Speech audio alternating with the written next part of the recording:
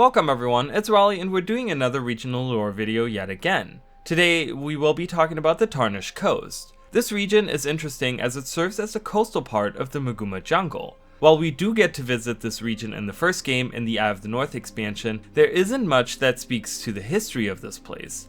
Nonetheless, this region has a huge impact on the world of Guild Wars 2, since this is where the homes of the Asura and Sylvari, namely Radasum and the Grove, are located. As we dive deeper into this mysterious region, as usual I'll give a spoiler warning here, and if you are interested in more of this sort of stuff, make sure to subscribe. With all that said, let's just jump right into it. The Tarnished Coast is situated on the west side of Central Tyria, acting as the divider between the Moguma jungle and the Sea of Sorrows. Its flora serves as a combination of both of those regions as well, with the occurrence of many large viney jungle trees and also many rivers, lakes, swamps, and beaches along the coast. While this region does get explored in the first game, not much is known of its history prior to the arrival of the Asura from underground. Nonetheless, this area is littered with numerous ancient ruins as well as old stone carvings of faces. Who built these ruins and carvings is unknown, which adds an air of mystery to this locale. It also seems this particular region has more natural magic imbued in its environments, since there are many floating rocks, some of which even form bridges and stairs, and at times even large floating islands. The fauna consists of jungle worms and spiders, blue and green moas, crate drakes, along other creatures. Compared to various other regions, the Tarnished Coast has mostly been left untouched, besides of course both the growing presence of the Asura and the eventual awakening of the Sylvari race. Specifically, the Elder Dragons seem to not have impacted this region as much, but there are attacks of Ryzen, minions of the undead dragon Zaitan, along the coast, and some caves do have destroyers, minions of the fiery Elder Dragon Primordius as well. While in Guild Wars 1 this region was rather wild, in Guild Wars 2 the spread of the Asura and Sylvari influences have made this area rather tame. The Sylvari occupy a large portion of the southeastern side along the coast, while Asuran crews utilize the area between the coast and the jungle from Radasum in the southwest, going further north almost into Kryta. With having been untouched by the catastrophic powers of the Elder Dragons, this region hasn't seen a drastic change in fauna, flora, or even topography or climate, like the Krytan and the Ascalonian regions did. So, while not much is known in general when it comes to this area's history, it is still important to talk about events like the emergence of the Asura from underground, as well as the planting of the Pale Tree and the eventual awakening of the Sylvari race. Let's have a look at a timeline of events for the Tarnished Coast. During the final battle of the Second Great Corsair War in 1016 AE, Lady Glaive's Corsair armada was defeated and they took refuge in the Shards of Ore, after an agreement was reached with the then current King of Ore, Zoran, father to King Reza, the last King of Ore. Unfortunately, she was betrayed by Fendi Nin, her first mate, who had made a pact with the advisor to the king, and with it trapped the souls of the crew inside the Shards of Ore. During the time of the first game, there was a Shining Blade soldier by the name of Ronan who made an interesting discovery. Separated from his patrol, Ronan had wandered into a mysterious cave that was guarded by terrible plant creatures. Within the cave, he found seeds the size of a fist. He took one of those seeds and fled back to his village, only to discover that it had been completely destroyed and his family had been murdered by the Mursat. In grief, he threw down his weapon and planted the seed upon the graves of his wife and daughter. Sometime later, after the war in Kryta started to escalate, the centaur Ventari joined Ronan, and with both of them seeking peace and quiet, they established a safe haven around the budding tree. In 1079 AE, when Primordius started to awaken and the destroyers chased the underground races to the surface, the Asura emerged, quickly establishing a new home in the Tarnished Coast called Radasum. Radasum was initially a small community, but with the ingenuity of the Asura, it quickly started to grow, which eventually led to Radasum being built inside a giant floating cube. Sometime later, Ronan passed away, leaving Ventari to tend to the budding tree himself. Over a century later, in 1180 AE, Ventari also passed, but not before inscribing a stone tablet with 7 tenets, lessons which he would leave behind for anyone that was willing to learn from him. Unbeknownst to him, these tenets and the tablet itself would prove paramount in the awakening of the Sylvari race, who embraced the words on the tablet and used it as a code of ethics and morals, shaping the founding of the Sylvari culture and race as a whole.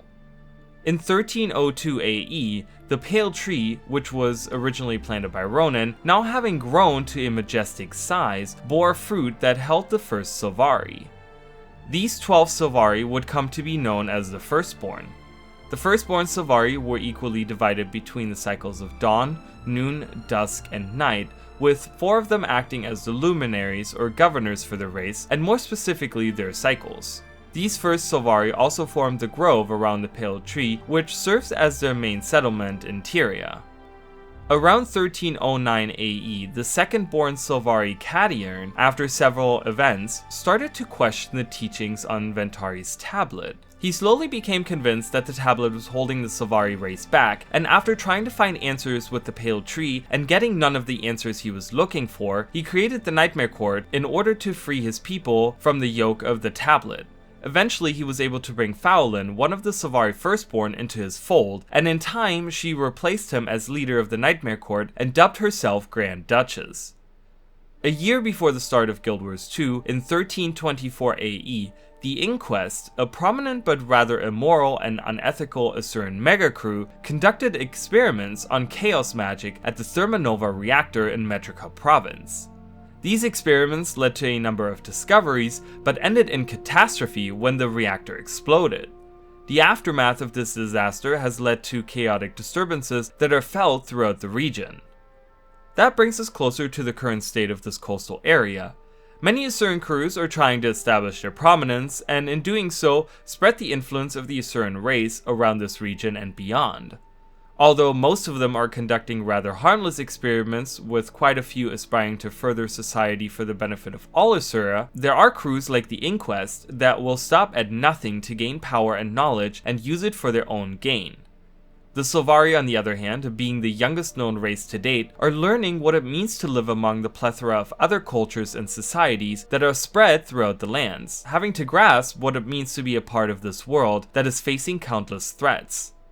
While many Sylvari are fighting off Zaitan's forces, others are venturing into foreign territories trying to establish diplomatic connections with the different major races, but even more are simply trying to find their place in this vast world.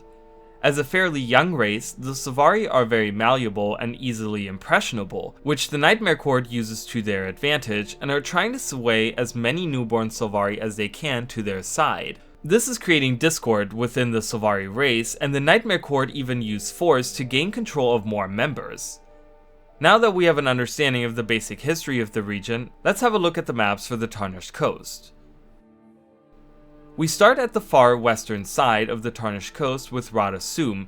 Serving as the capital city of the Asura, Radasum houses many incredible inventions and spectacular magitech of all kinds.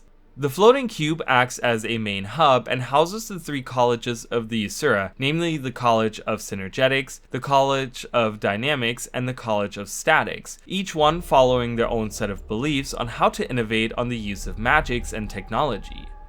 Above the main cube floats another smaller cube where the Arcane Council sits, which is the leading body of the Asura, with the counselors being prestigious inventors, well-known diplomats, and the deans of the 3 colleges.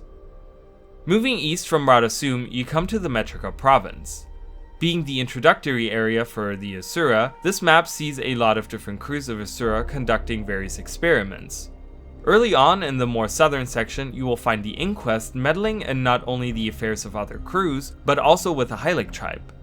As you venture further north and get to know more of the crews conducting their business here, you also get more Hylic tribes to see, some of which are actually hostile to outsiders.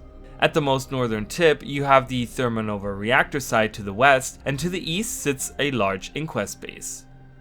Going southeast, you will find the Grove on the coast across from Or. Here the Pale Tree towers over an idyllic oasis, the home of the Sylvari. At the top layer, directly beneath the tree, is the Omphale's chamber, where the avatar of the Pale Tree as well as Ventari's tablet are located. As you dive deeper to the roots of the Pale Tree, you will find the homes of many of the Firstborn, some of which are giving lessons to younger newborn Sylvari.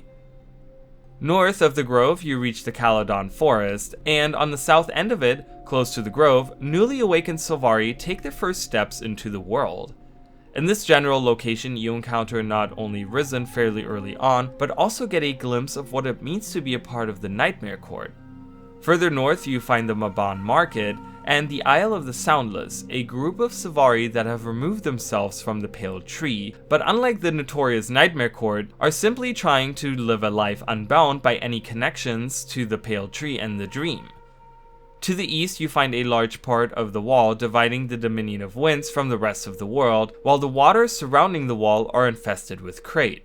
At the northwestern tip of this map, we have Twilight Arbor, the headquarters of the Nightmare Court, and the location where Fowlin and the rest of the leadership of the court reside. That wraps it up for the Tarnished Coast. While this area seems to just act as an introduction to both the Asura and the Sylvari race, I will mention that certain themes and ideas lean heavily into things to come later in the story, especially involving the Sylvari. So in order to fully grasp and immerse yourself in the story, it's imperative to understand this region and the Sylvari at large. That's not to say that the Asura won't play an important role, as their ingenuity and inventions will lead to certain discoveries later down the road as well. If you are interested in seeing more stuff like this, make sure to subscribe, and thank you so much for watching. I will see you all next time. Bye guys!